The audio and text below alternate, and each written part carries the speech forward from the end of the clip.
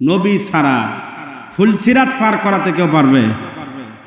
কিন্তু আমাদের বাংলাদেশে কিছু দয়াল বাবা এরা কি বলে, তোমার যা আছে দাও, তোমার ফুলসিরাত আমি পার করাবো। এলা তেনা বাবা আর শট বাবার খবর থাকবে সেদিন। কিরামান কাতিবিন রোজ হাসরের দিন আল্লাহর দরবারে যদি করে অভিযোগ, আমি বলবো দুনিয়ায় ছিলাম খাজা বাবার লোক। এরকম কিছু ভণ্ড আছে না নাই? এরা নামাজ কালাম কিচ্ছু করে না। এদের নামাজ নাই, কালাম নাই, রোজা নাই, হজ নাই, জাকাত নাই।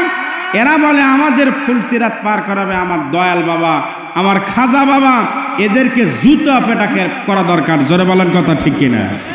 যেদিন নবীরা পর্যন্ত কি ইয়ানাফসি ইয়ানাফসি বলতে থাকবে, সেদিন তেনা বাবার খবর থাকবে। ওই দিন নিজের বাপের খোঁজ দেয় না, 8 রশিদ গরু লিয়ে যাচ্ছে। এরকম কিছু ভণ্ড আছে না নাই? কেরে নিজের বাপ ভাত পায় না, আর তুই গরু লিয়ে যাচ্ছ 8 রশিদ। নিজের বাপ মশারি অভাবে মশা কামড়ায়, আর দয়াল বাবার মাজারে মশারি টানানোর জন্য বাড়ির থেকে মশারি, নতুন মশারি কিনে নিয়ে যায়। এরকম কিছু ভণ্ড সমাজে আছে না নাই? জোরে বলে। ফুলসিরাত পার করান এতই সহজ? এবার আমার আর আপনার নবীর তেলাওয়াত শুরু হয়ে যাবে। জান্নাতের মধ্যে যখন আমার আর আপনার নবীর তেলাওয়াত শুরু হবে, সূরা ইয়াসিন থেকে তেলাওয়াত শুরু হবে। ইয়াসিন ওয়াল কুরআনিল হাকীম। আল্লাহু আকবার বলেন, জোরে বলেন আল্লাহু আকবার। তাকবীর দেওয়া লাগবে, কারণ এক সময় তাকবীর দিলে মনে করতে এটা জামাতের স্লোগান, তাকবীর দিলে মনে করতে হেফাজতের স্লোগান। তাকবীর এটা কোনো জামাতের আর হেফাজতের স্লোগান না, তাকবীর হলো মুসলমানের স্লোগান। জোরে বলেন কথা ঠিক কিনা? আল্লাহ বলেছেন ও রব্বাকা ফাকাব্বির, আল্লাহর নামে তাকবীর দেওয়ার কথা আল্লাহ নিজে বলেছেন। কিন্তু আমরা তাকবীর মনে করি এটা হলো কি মৌলবাদীর স্লোগান, এটা জঙ্গিবাদীর স্লোগান। একমাত্র কেবলমাত্র তাকবীরের বিরোধিতা তারাই করতে পারে যাদের জন্মের পরে যাদের কানে আজান দেওয়া হয় নাই। জোরে বলেন কথা ঠিক কিনা? কারণ তাকবীর কোনো দলের না, তাকবীর মুসলমানের। তাকবীর কাদের? মুসলমানের স্লোগান হলো আল্লাহু আকবার। এই জন্য ভাইরা আমার, তাকবীরের বিরোধিতা করা যাবে না। আজকে আমাদের তো 15 বছর খালি জয় বাংলা আর জয় বঙ্গবন্ধু। কি বলেন আপনারা? সারা এলাকা খালি জয় বাংলা আর জয় বঙ্গবন্ধু। সুবহানাল্লাহ নাই, আলহামদুলিল্লাহ নাই, ইনশাআল্লাহ নাই। আছে এগুলো আমাদের? এগুলো সব ভুলে গেছি জয় বাংলার কাছে এসে। এক লোক গরু কেনার জন্য হাটে যাচ্ছে। কোথায় যাচ্ছে না বললে যে কি বিপদ। গরু কেনার জন্য হাটে যাচ্ছে, যাওয়ার সময় বউকে বলছে আমি তো গরু কিনতে যাচ্ছি চান্দাই কোনো হাটে, তা তুমি একটু গোয়াল ঘরটা রেডি করে রাখো। বউ মোটামুটি নামাজ কালাম পড়ে, কিছু দিন কাজকর্ম করে। তো বউ বলতেছে যাচ্ছ ভালো কথা, একটু ইনশাল্লাহ বলে যাও না। তো স্বামী বলতেছে পকেটের টাকা আছে, ইনশাল্লাহ বললেও গরু হবি, না বললেও কি হবি, গরু হবি, সেটা তোর জানার দরকার নাই। বউয়ের সাথে সাপট টাপট নিয়ে হাটে গেছে গরু কেনার জন্য। ধাপের হাটি বলেন, আর চান্দাই কোনায় বলেন, আর ওমরপুরের হাট বলেন, আর বনানীর হাটি বলেন, বলেন তো হাটের ভিতরে চোর আছে না নাই? এবার 2 পকেটের মধ্যে টাকা নিয়ে গেছে 1 লাখ, 50 1 লাখ টাকা। এখন টাকা নিয়ে ঘুরতেছে আর গরু দাম দর করতেছে। সন্ধ্যার বেলায় গরু একটা পছন্দ, 1 লক্ষ টাকা দাম। টাকা দিতে যাবে, গরু পছন্দ, পকেটের মধ্যে হাত দিয়ে দেখে 2 পকেট ঠিকই আছে, খালি তলাটা নাই। তলা না থাকলে আর টাকা থাকে?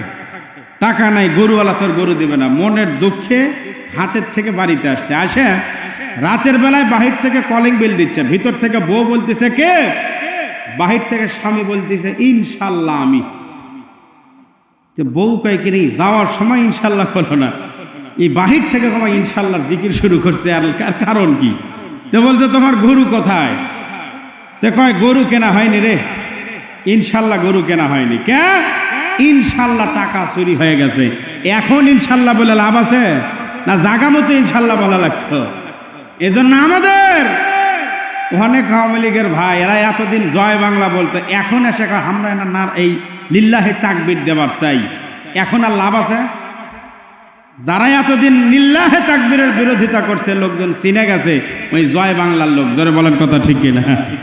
এই জন্য ভাইরা আমার, আমরা ভুলি নাই, আমরা ইতিহাস ভুলি নাই, কারণ যেই বাংলাদেশে কোরআনের পাখি আল্লামা সাঈদীকে জেলখানায় বন্দি করে রাখা হয়েছিল, যেই বাংলাদেশে মামুনুল হক জেলখানায়, যেই বাংলাদেশে আমির হামজা জেলখানায় ধুকে ধুকে যে আমির হামজার মাথা পর্যন্ত নষ্ট করা হয়েছে, যে মামুনুল হককে অসুস্থ বানানো হয়েছিল, কোরআনের পাখি আল্লামা সাঈদীকে জেলখানার মধ্যে শরীরে পয়জন দিয়ে যাকে হত্যা করা হলো, জোরে বলেন কথা ঠিক কিনা?